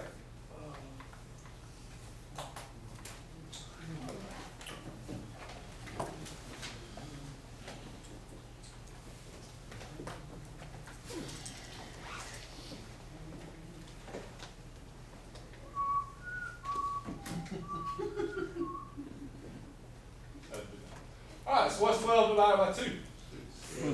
What's 10 to the 4th minus 10 to the 2nd? 10 to the So second. 6 times 10 to the 2nd should be the answer we arrived at. It's up here. That's a good sign. So there we go. So we have done math with metric prefixes. We've learned how to add, subtract, multiply, and divide. Were we just on practice? Okay. Sorry. All kind of runs together. Shall we do the final quiz? Makes it sound all mysterious and everything. I think we just did the practice. Oh, we didn't do the practice, did we? All right, let's do the practice. Where is the practice?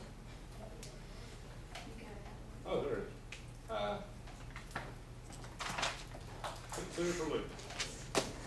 All right, add these numbers. Add 5 times 10 to the 2nd plus 4 times 10 to the 3rd. I'll give you each a moment to do that. That is 5 times 10 to the 2nd plus 4 times 10 to the 3rd. I'd love to blow this up. Oh, wow. Is that freaky or what? You hit invert, didn't you? I hit Control Plus, which normally blows it up. But it blew it up all right. Woo. I'm gonna see if I can go back and then forward, maybe it'll be a little more. Wow, I should have done that a long time ago. I can see. We'll do it one more And then time. you touched it again. All right, Thank you. stay now. Right.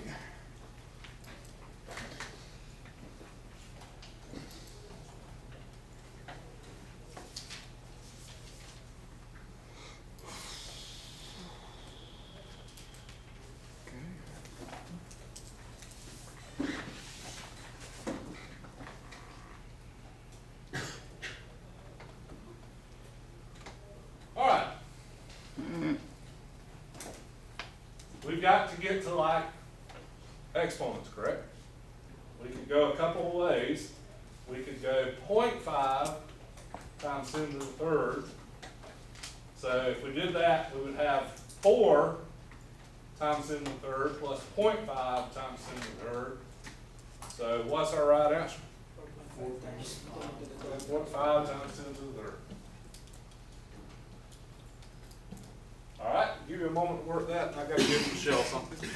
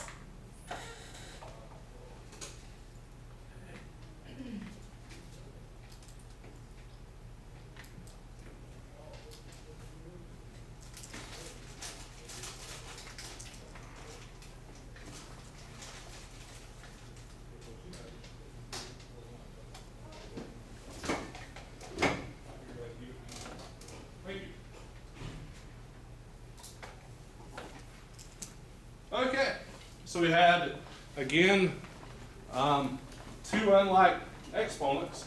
One was negative, one was positive. That could be a little quirky to us.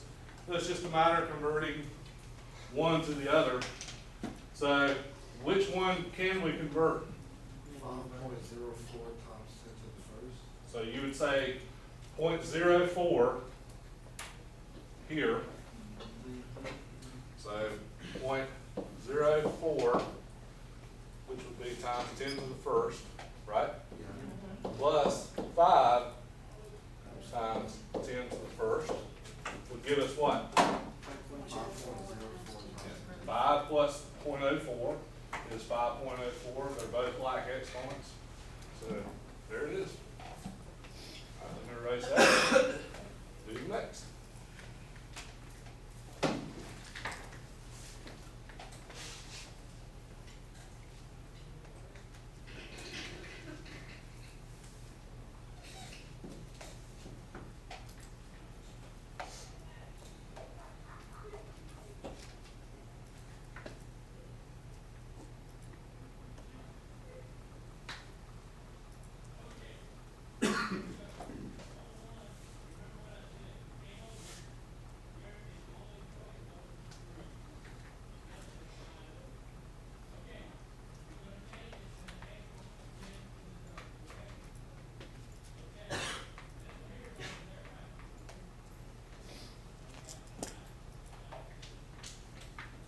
The acoustics in this place are horrible.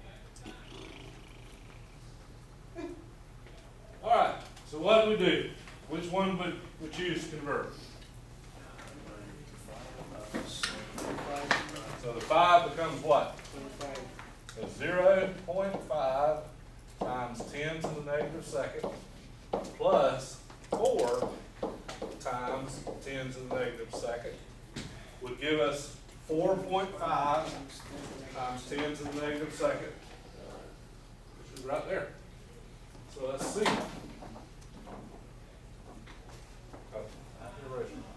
Yep, that is correct.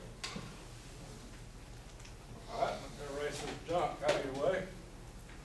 Y'all can proceed with the next. So we're subtracting this time.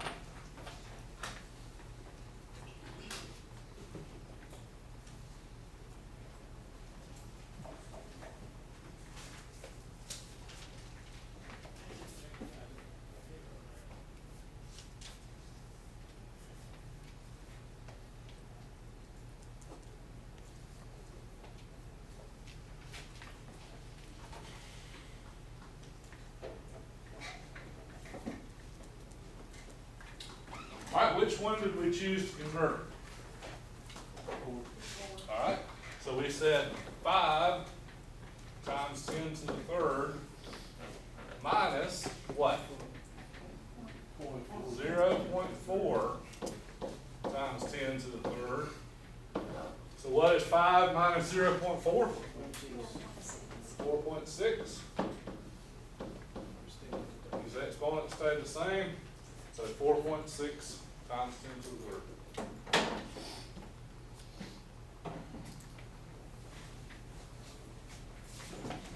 All right, next, subtraction again.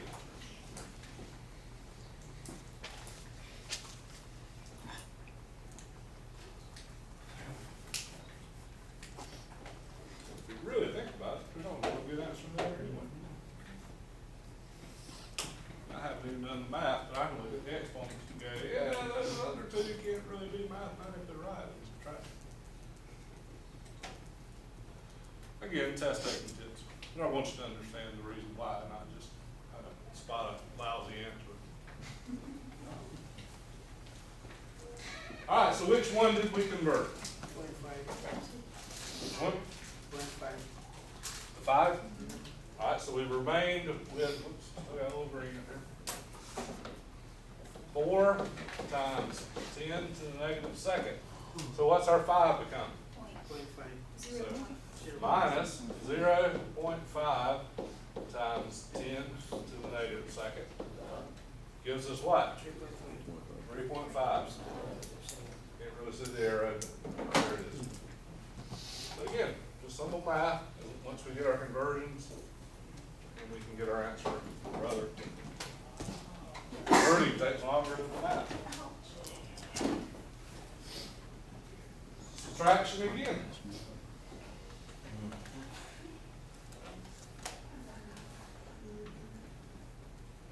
I can't look at those and tell you which one is right off the cuff. I would literally have to do the math.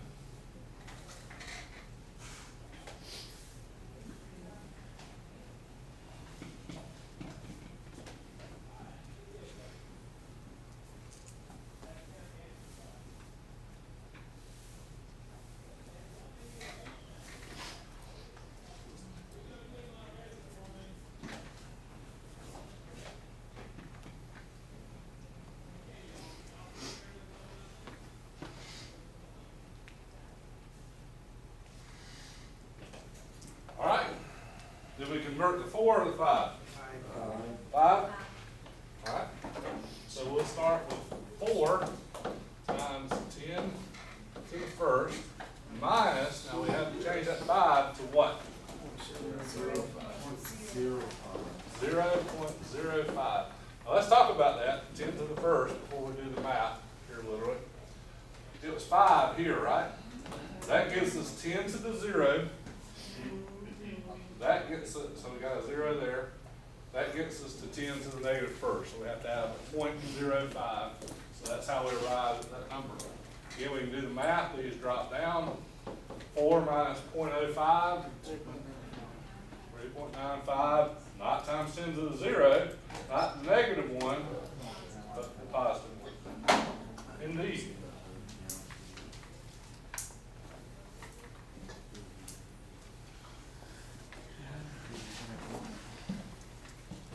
All right, next.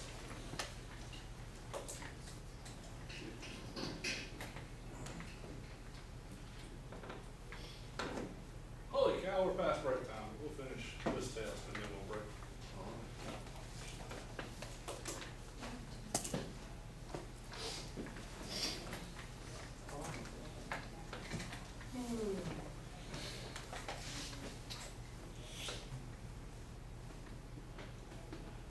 All right, which one we convert? 5 or 3? Either one. Which one did you choose?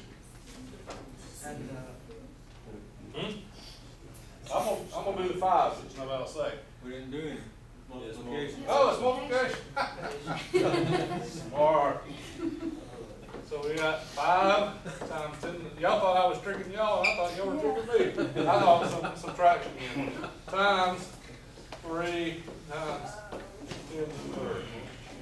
All right, so again, it's multiplication and it's addition. Multiply our coefficients. 5 times 3. Add our coefficients, our exponents, I mean. Times 10 to the 5th. 15 times 10 to the 5th is answer C. Multiplication is the most fun of these. Metric prefixes. 3 milli to 6 milli. What's 3 milli plus 6 milli? 9 milli. We're literally adding this right here. 3 times 10 to the negative third plus 6 times 10 to the negative third equals 9 times 10 to the negative third equals 9 million.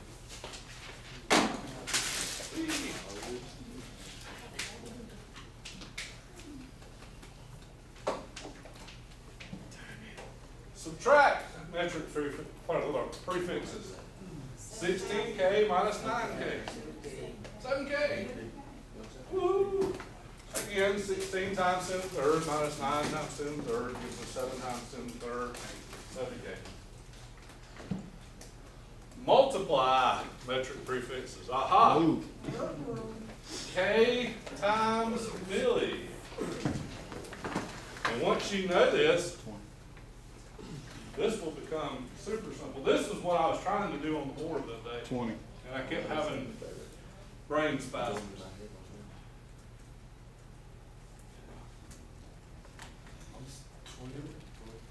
Again, Kilo and milli. 20. Let's look at how we got there though. We had 10 times 10 to the third times 2 times 10 to the negative third. 10 times 2 is 20. We add these, 10 to the third plus 10 to the negative third. Nothing. 20. They cancel each other's out. So what would happen if it were this? 7 micro times 8 meg. It cancels each other out. Yeah, we've got a negative 10 times negative 6, a 10 times positive 6. We would add those two, we'd have the base unit. We do the math on 7 times 8. The answer would be 56. But if we wrote it, it would still be 7 times 10 to the negative 6 times 8 times 10 to the, oops, not negative, positive 6. 7 times 8, 56. Let's make sure we got 100 before our Alicia always said 20. Pretty good. Break time. See you at about 10:12.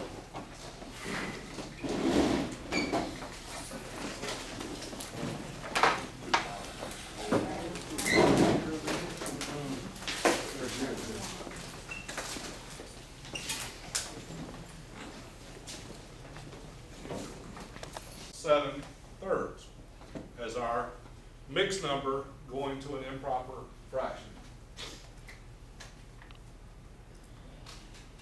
And we can do it this way. We can go 3 into 7, gives us 2 with a remainder of 1, so we can go back and check and make sure we did that correctly. So 7 thirds is equal to 2 1/3. Crystal clear, right? So do another sample. We got 4 3/5. Step 1 is to 4 equals 20/5. To get to the number 4, what improper fraction in fifths is equivalent to the number 4? Well, 5/5 would be the equivalent to number 1. 10/5 would be the equivalent to number 2. 15/5 would be the same as 3, and 20/5 would be the same as 4. So 4 is equal to 20/5. So 20/5 plus 3/5 equals 23/5. By now you might be thinking of another kind of fifth, but that's not what we're talking about. But we quite literally just have to say, if we have a 4 and we're representing a whole unit in fifths, how many fifths do we have to get to 1 unit? Well, 1 unit would be 5/5. We've got 4 of those 5/5, so 4 times 5 is 20/5, plus that remainder of 3/5 gives us 23/5. And multiplication can be used quickly to change mixed numbers to improper fractions. And let's see how they do this. So we're taking 3 1/4, 3 1/4, and changing it with 13/4. So what we're doing is we're taking the denominator, multiplying it by the whole. The denominator of 3 1/4, denominator is 4, the whole is 3, 4 times 3 is 12. Then we have the 1/4 left over that we have to add, so that gives us 13/4. Easy as, pardon the pun, pi. Because we did pi log it. Yeah. Just in case y'all missed that. So the same thing here.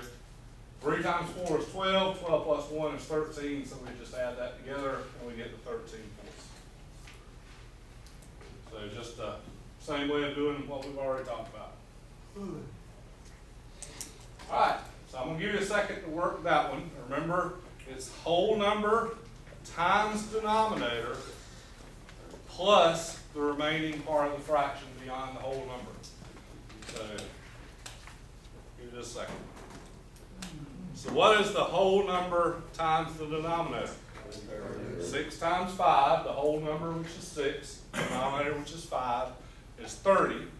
Our remaining fraction beyond the whole number is 3/5, so we have to add 30 to 3, and we come up with 33/5.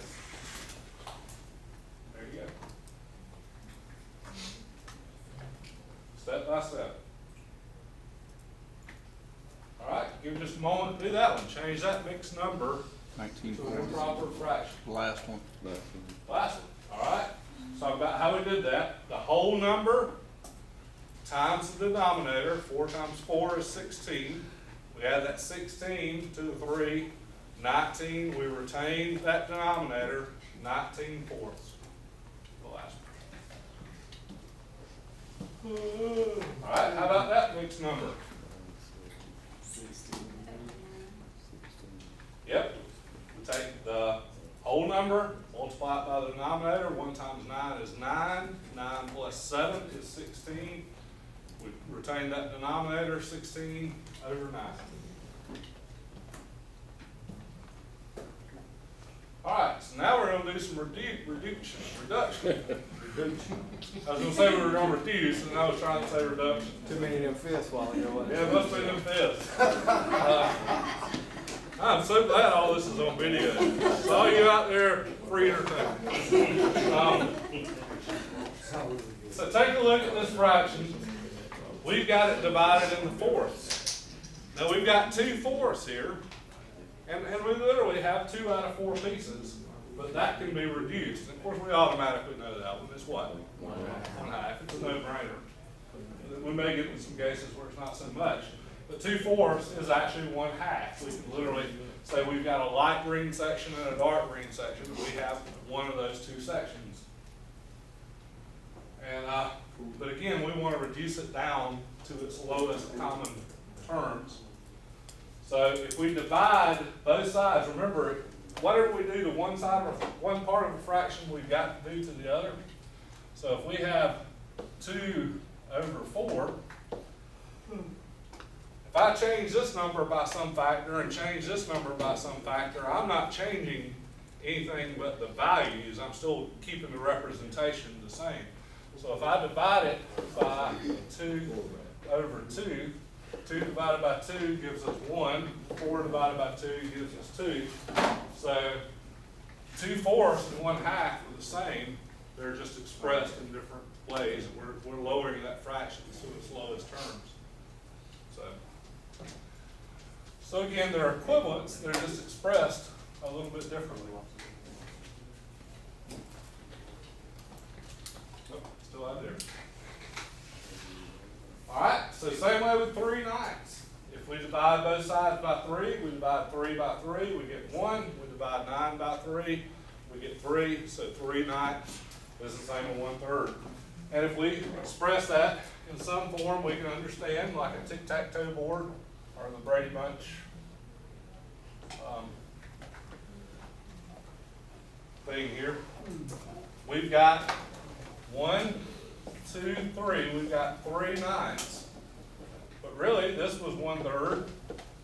This was 1/3.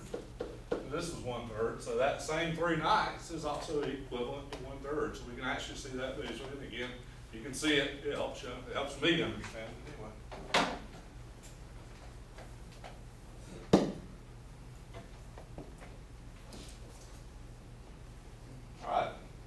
So to reduce a fraction, you got to find a common number that'll go into both the numerator and the denominator, in this case 3. Does everybody know the rule about how to determine if a number is divisible by 3?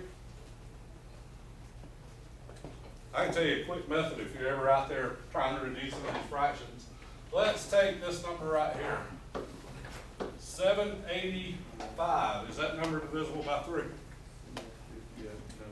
No. Let's try this one. How about 784? Is that divisible by 3?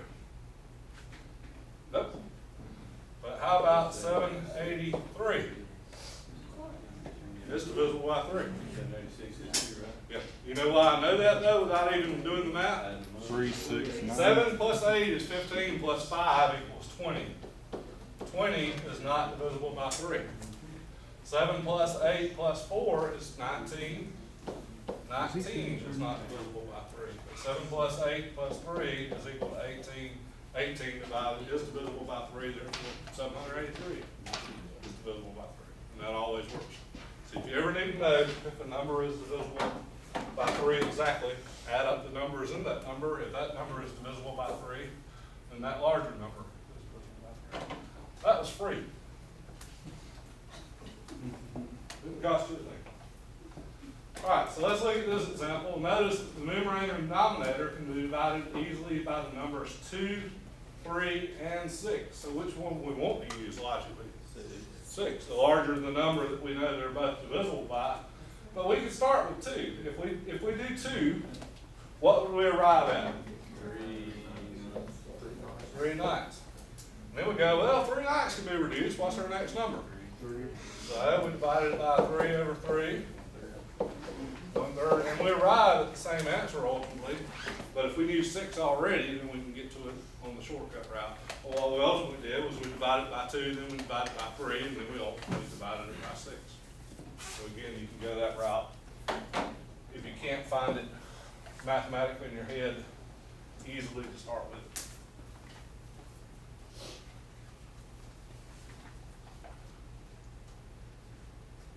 Alright, so 16/8, if we reduced it by 2, comes up at 3 ninths. We can reduce that by 3 just like we just did. We have 1/3, and we arrive. And we could start with 3, and then we're going to get 2 6, and then we're going to reduce that by 2, and we're going to get 1/3. So it didn't matter if we started with 3, started with 2, or actually found the 6. We can keep reducing until we get to a point there's no longer a common number that they can be reduced by. So we take the fast route, the short route, or the in-between route. So again, just a matter of finding those common divisors, doing the math, and working from there. And you see, we always want to try to use the largest, but we may not be able to do it. All right, in this example, there is no number that will go into the numerator and denominator. This fraction is its lowest terms. We can't reduce 2/3, anything beyond. Both those are prime numbers. That's one way of knowing that you've reached an impasse. Is 2 is prime, 3 is prime. 2 will go evenly in the numerator, but not in the denominator. And we certainly wouldn't want to express a fraction as 1 over 1.5. I mean, even sounds odd. So obviously this is the lowest we could potentially go with this one. Obviously 1 is now the only one that will go into it. So we're done. 2/3 is as low as we can go. All right, reduce that fraction to its lowest term. 1/4, yeah. We can start with 2.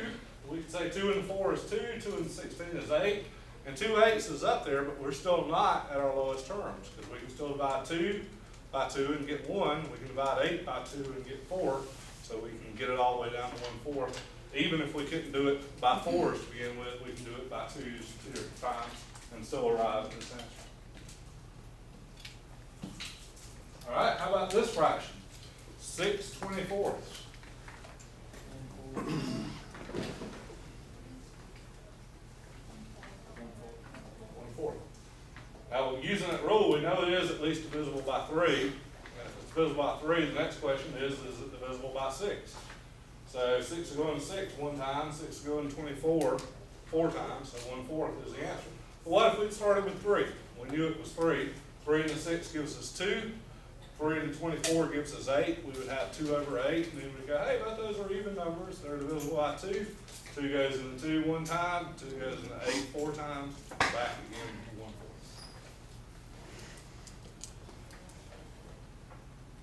All right. Let's do some practice. All right, we've got an improper fraction of 4 over 2. We want it to be a mixed number, which means a whole number and a fraction. What is our mixed number? 2. I can't type that on the screen. So yeah, what we do is we divide 2 into 4. We have 2 with 0 left over. 0 halves is 0, so really the answer is simply 2. All right, 5 seconds. Change that to a mixed number. 2 and 1/2. We divide 2 into 5, we get a whole number of 2 with a remainder of 1. That gives us 2 1/2. Now the type this is on this keyboard is 2 space 1/2.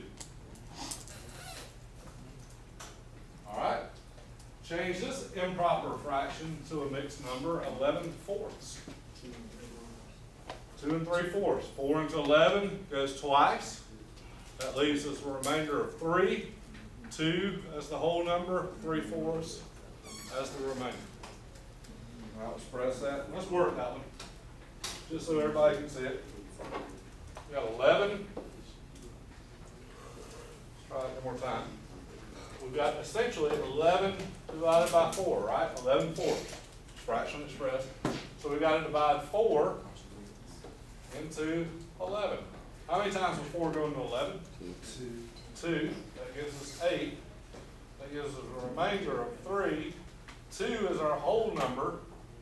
3 is our remainder, and we keep the same denominator. So 2 3/4.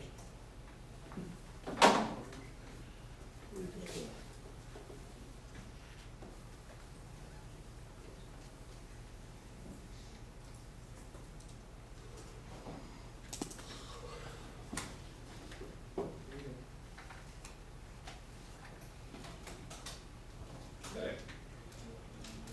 Change 1 1/4 into an improper fraction. 5/4. Again, we take that whole unit, multiply it by the denominator, add it to the numerator, and we've got it. So 4 times that whole number of 1 gives us 4, times that piece, plus that piece gives us 5/4.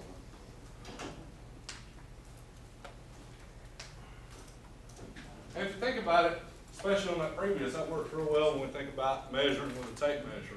If we literally measured 5 1/4, we know that those 4 4s equals 1, and that 1/4 left over would give us 1 1/4.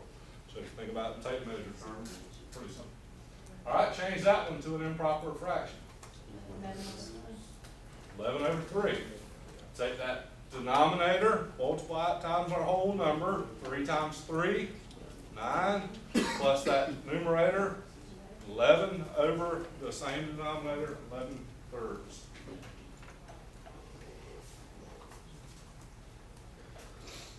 Change this mixed number into an improper fraction. All right, so take our denominator, multiply by our whole. 6 is our denominator, times 4. We have 24/4 plus, 24/6 plus 5/6 would give us 29/6.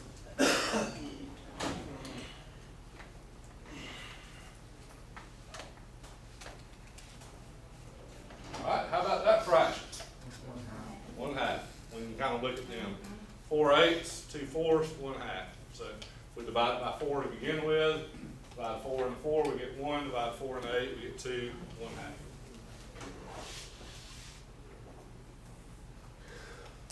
How about this one? 12/36. 1/3. 12 into 12, 1. 12 into 36, 3. But again, we could have done it by 2s. 2 into 12 is 6. 2 into 36 is 18. 2 into 6 is 3. 2 into 18 is 9. We got 3/9. 3 into 3 is 1. 3 into 9 is 3. We still arrive at 1/3. We just took it longer than that.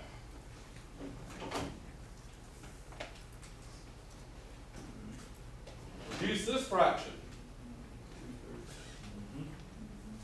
2/3, 50/75. What's the common denominator we might readily recognize?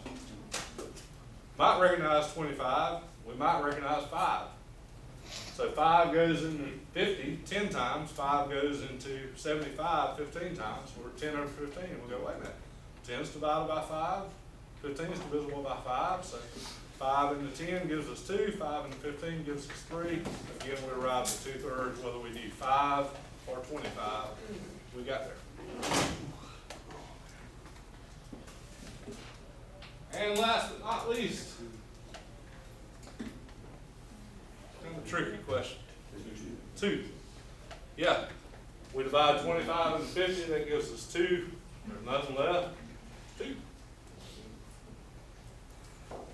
And if we divided 25 and 50, we'd get 2. If we divided 25 and 25, we'd get 1. We'd literally round up with 2 over 1, which is another way of simply expressing 2. All right. Summarize. I think we're pretty well going through the same stuff here. Make sure there isn't anything that touched on that we didn't talk about already. Nope.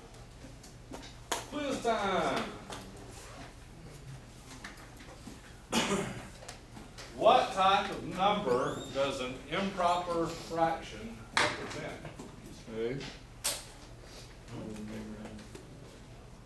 B. C's. C. Oh, heck, D. Keep going, you get it right in a minute. Eventually.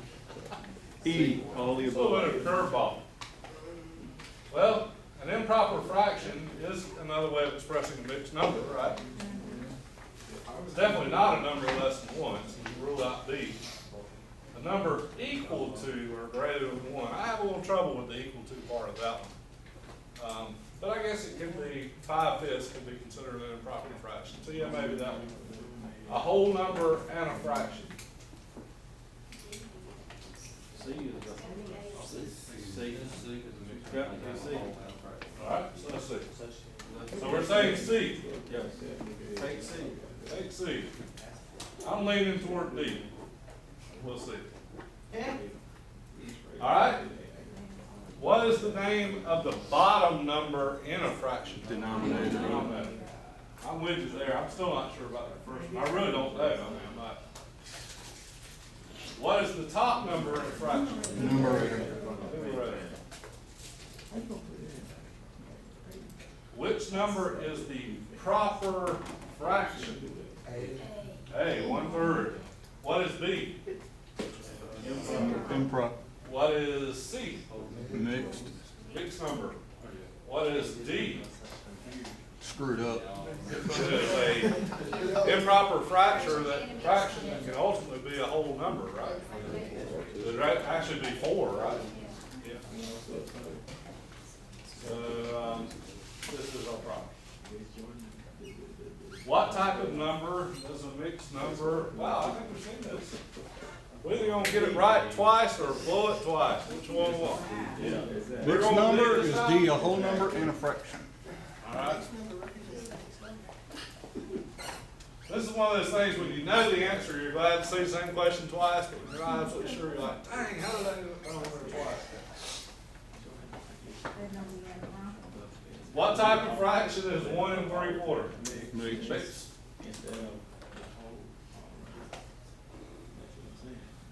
What is the result of changing 4/3 to a mixed number?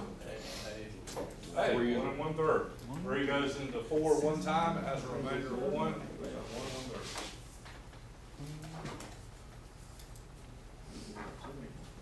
What is the result of changing 10/7 to a mixed number? C. 7 goes into 10 one time, that gives a remainder of 3, 1 3/7.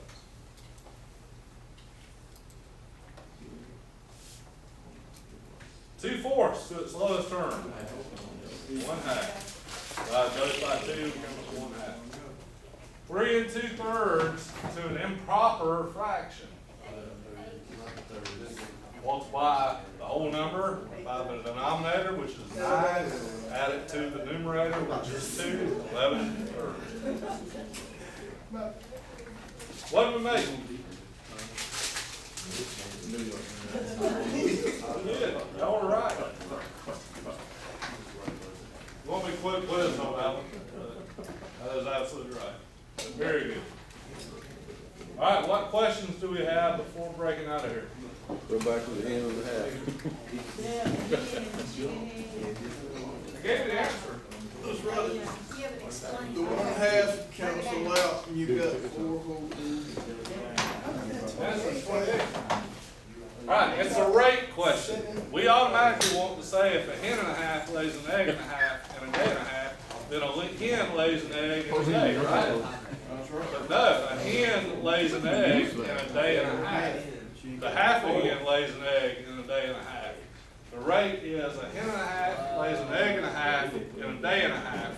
That means a hen is going to lay an egg in a day and a half. therefore, every day and a half, a hen will lay an egg. So if we've got 4 day and a half in 6 days, we've got 7 hens. We've got 20 eggs.